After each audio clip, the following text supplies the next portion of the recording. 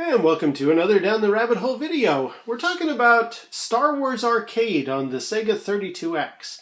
I've talked about the 32X before in depth and also covered Virtua Racing on it. And since the new Battlefront game has been released, I wanted to talk about Star Wars on the 32X. Specifically, in Battlefront, there's a couple of training missions and single-player games you can do where Admiral Akbar appears as a little holographic character in the corner of your screen and gives you instructions on what your next objective is. And ironically, that happens as well here in the 32X game. In addition, I'm actually messing around with my camera here, trying to stop the flicker that's happening.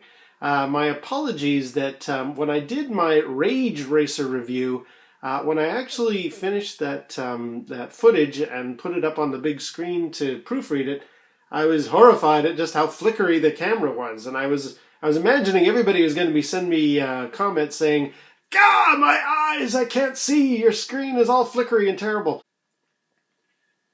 Yeah, I'm trying to experiment here to see if I can make this thing not flicker so much. I really need a video capture card to do this properly, but I figure if you really want to see this footage in proper detail, plenty of people with video capture cards have captured footage much better than I have.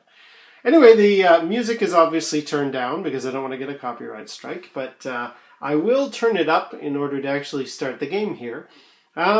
Before I do, Star Wars Arcade. Now, this is the Sega Star Wars Arcade. We all know the one from Atari with the wireframe black and green imagery, and that was followed by The Empire Strikes Back.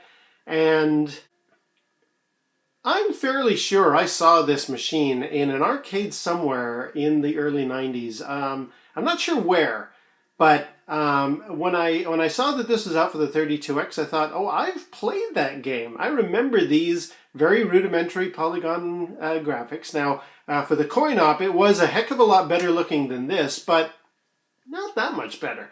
And this Sega followed this game up with Star Wars Trilogy, which is a very well-known game and fantastic. Apparently, there is a way to play it on emulators, which I'm going to mess with. But anyway, that's for another video. Yeah, so this is the Star Wars. Ooh, that flicker's a bit bad. Sorry about that. There we go. It's corrected itself. Yeah, this is essentially that coin-op game made for the 32X, and it looks incredible. Like, it is a real testament to what the 32X was capable of graphically. It may not show up on the camera very well, but a lot of, maybe not this sort of intro, but a lot of the flying and shooting that you're doing in this game is very smooth. And for what was essentially plugged into a 16-bit console, this looks amazing.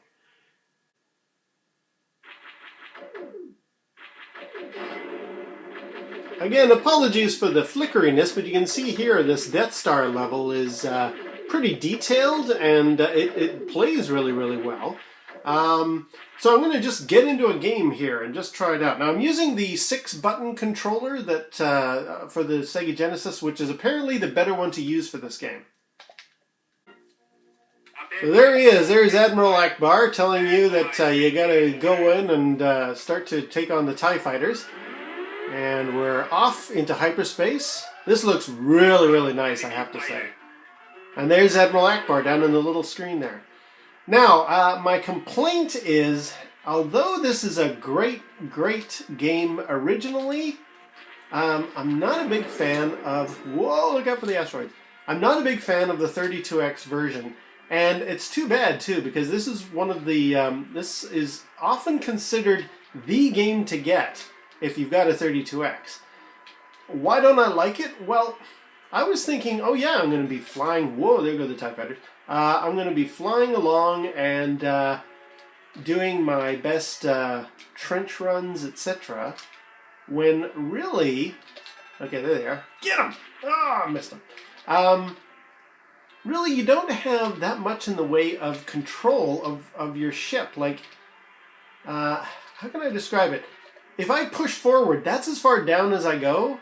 And then if I let go, I'm there. And if I pull up, that's as high up as I go. Oh, they're behind me.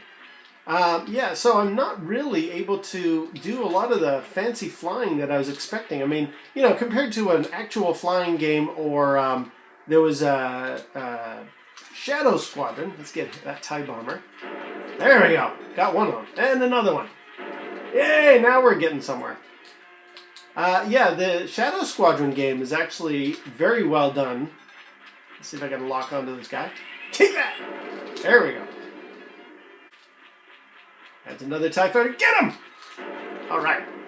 Yeah, Shadow Squadron is actually a much better game because you have full 360 control. You can fly up, down, left, and right all over the place. It's a much better game. Not a fan of the controls that you have with your X-Wing in this game. And it's too bad, too, because it looks great. I mean, it's a really fun little shooter. I do play it on occasion, but I was very disappointed that it didn't have the level of control that I had hoped for. And it is a bit tricky to work with if you only have the 3-button Sega Genesis controller. You really do need to speed up and slow down a lot in this game, unlike quite a few others. And, darn it. And if you're just trying to do that with the 3-button control, it's very difficult to manage. You've got accelerate, decelerate, you've got your lasers, and you have the missiles. And for that to be mapped out just using the 3 buttons, it's not easy to control. However, it looks really nice. Again, I hope this comes out in the camera, but without a doubt, the asteroids are really nice to look at. And now we're going on to the next level, where we take on some Star Destroyers. Wipe out enemy fighters. The one thing I don't really understand is Admiral Akbar has this strange sort of New York accent. Take out those enemy fighters. So I don't really understand why that happened. But anyway, yeah, this looks really impressive. Look at these Star Destroyers as they get closer, or as I get closer to them. There's a lot more detail in the ships. You probably don't want to get that close to a Star Destroyer. I'm really taking my life in my hands here. If I want to, I can actually switch my perspective so I'm outside the X-Wing. That's kind of neat. I honestly find, though, I prefer to use it with the cockpit view. But just so you got an idea of just how big these ships are that we're flying among. Like, look at that. Anyway, let's go back to the first cockpit perspective. And I'm not even sure. I think I'm still just shooting down TIE fighters. Even though we've got the Star Destroyers around us, we're just knocking out TIE fighters from around us here. Let's see if I can get this guy. And unfortunately, this really is all there is to it. You just have... Ooh, that's a TIE interceptor there. I'm a bit of trouble here. Yeah, you're essentially just flying among the Star Destroyers and the asteroid field, and then eventually you do take on the Death Star. Oh, there goes one. Oh, I'm getting hit. Alright. I better be careful. Let's fly underneath the Star Destroyers. That's sort of my main tactic. Okay, let's see if we can take that last guy out. There we go. Finish that wave. Now we leave the Star Destroyers, and I believe we go back to the asteroid field again. Yeah, we got one more wave of the asteroid field to do here, and the TIE Fighter is a bit more aggressive on this level. We got those TIE interceptors to have to deal with. Thankfully, the missiles are really helpful in this situation. I mean, you really... That's, I guess, my other complaint is here I am thinking it's going to be like a standard Star Wars game. You're going to be using your blasters all the time. But you almost cannot do this game without firing off the missiles. You really need those missiles.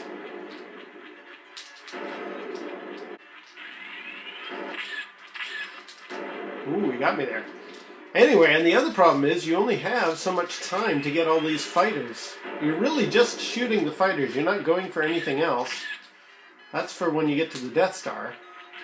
And you've got a time limit, and all they do is they tend to just hug your rear quarters, and you have to speed up so that they start chasing you, and then you need to slow down so that they're no longer behind you. And get that guy. There we go. And you have to do all that in a time limit. It's not the really... Having played my fair share of Star Wars flying games, I'm not very happy with how this was implemented. The other thing that's a bit odd about this game is the radar is supposed to be representing your enemies in three-dimensional space, but it's really a very flat plane. I mean, you're essentially just looking ahead and behind. There's almost no up and down involved at all. Alright, now let's go take on the Death Star.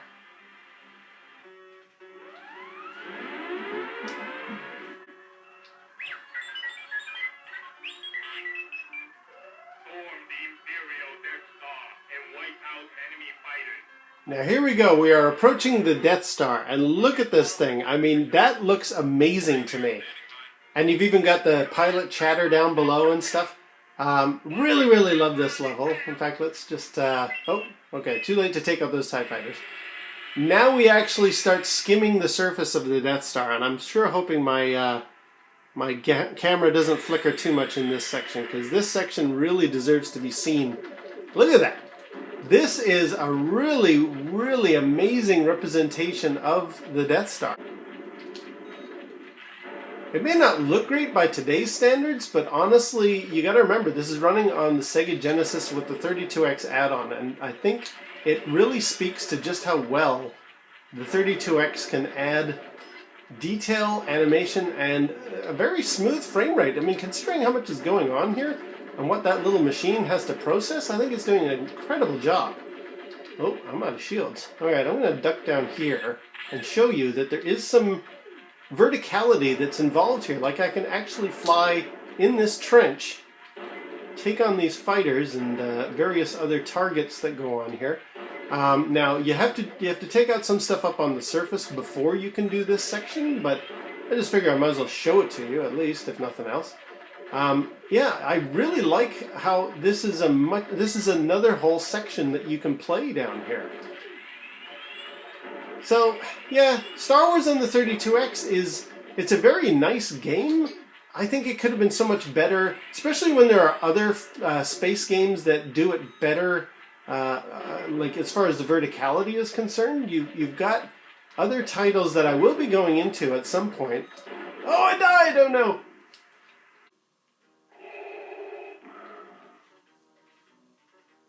Well, that's the end of that. So what else can I say about Star Wars Arcade on the Sega 32X? It's a really nice game that could have been so much more. It's definitely one that is worth having in your collection. And as a Star Wars fan, of course, it is a title that is definitely worth hanging on to. It just doesn't feel like a lot of other Star Wars games, though. Like I've flown quite a few X-Wings in my day in my video game career, and the way these ones feel, it's almost like being a submarine in a very, very shallow pool. You can't go up very high and you can't go down very low, and so that makes it for a very strange combat experience. Also, you really need a 6-button controller. Trying to accelerate, decelerate, fire your weapons and your missiles all with just a 3-button controller, I think would be far too challenging for the average player. Get a 6-button controller. What's also nice, though, is when you launch the game, you have a choice of playing the 32X version of the game, which is the asteroid field, then the Star Destroyers, then the asteroid field, then the Death Star, and then I think it all repeats. Or you can play the original coin-op version, and I believe that starts with the asteroid field and goes straight to the Death Star. You can also play this as a 2-player game, where one of you is doing essentially what I've been doing all along, flying and shooting, and the second player moves another cursor on the screen and fires the weapon. I guess the argument could be you're in a Y-wing, and one of you is the pilot, and the other one is the gunner. Regardless, it adds a little bit more functionality. From what I gather, though, it's hard to see that second cursor, and when one of you is controlling the ship and shooting, I feel a little bit sorry for the second player who's got to try and concentrate without any control on what's going on screen. Anyway, so I'm going to call it there. I think I've managed to keep the flicker of my camera a little bit more under control compared to when I did my Rage Racer review, so that's good. This has been a little bit of an experiment on how to keep that at a minimum. And yeah, Star Wars for the 32X. It's good, could have been better, but it's still pretty good. And with Episode 7 coming out and Star Wars Battlefront being very enjoyable right now, I just thought now is the time to talk about Star Wars on the 32X. And I guess until next time, we'll see you down the rabbit hole.